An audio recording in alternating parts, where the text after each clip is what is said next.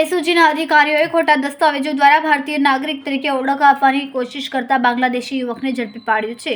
આરોપીની પૂછપરછ કરતા તેણે કબૂલાત કરી કે છેલ્લા 1.5 વર્ષથી ઝૂંપડપટ્ટીમાં રહે છે। બાંગ્લાદેશના એજન્ટને 1000 ટકા આપીને સાતખીરા બોર્ડર મારફતે પશ્ચિમ બંગાળના માંગઓનમાંથી ગેરકાયદેસર રીતે ભારતમાં પ્રવેશ કર્યો હતો। એસઓજીને માહિતી મળી હતી કે લાલગેટ પાલિયા ગ્રાઉન્ડ ઝૂંપડપટ્ટીમાં રહેતો યુસુફ સરદાર નામનો એક બાંગ્લાદેશી યુવક ખોટા નામ સાથે ભારતીય નાગરિક હોવાનો ખોટો દાવો કરી રહ્યો છે।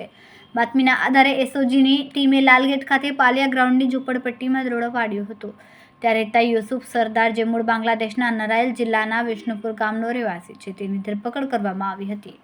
આરોપી પાસેથી બાંગ્લાદેશના પાસપોર્ટની ઝેરોક્સ, ખોટા નામે બનાવેલા ભારતીય ચૂંટણી કાર્ડ, ડ્રાઇવિંગ લાયસન્સ અને આધાર કાર્ડ તથા એક મોબાઈલ ફોન કબજે કરવામાં આવ્યો છે।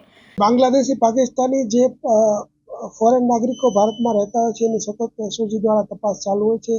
એ તપાસ જે અમારી ડ્રાઈવ ચાલુ હતી એ દરમિયાન જ લાલગેટ પોલીસ સ્ટેશન વિસ્તારમાં એક તમીમ યુસુફ સરદાર જે ફુલવડી ભરીમાતા રોડ પરથી મળી આવ્યું છે, એની પાસે તપાસ કરતા એની પાસે બાંગ્લાદેશી પુરાવો પણ મળ્યા અને ભારતનું આધાર કાર્ડ, ચૂંટણી કાર્ડ તથા એનું પાન કાર્ડ પણ મળી આવ્યું છે।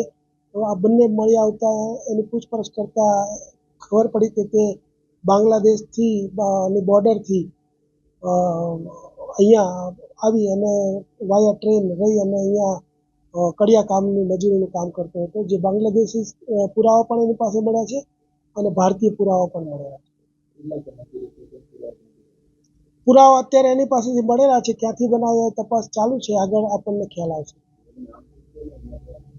એનું મૂળ નામ છે તમીમ યુસુફ સરદાર અને અહીંયા જે છે એ રાજેશ યુસુફ સરદારના નામથી રહેતો હતો।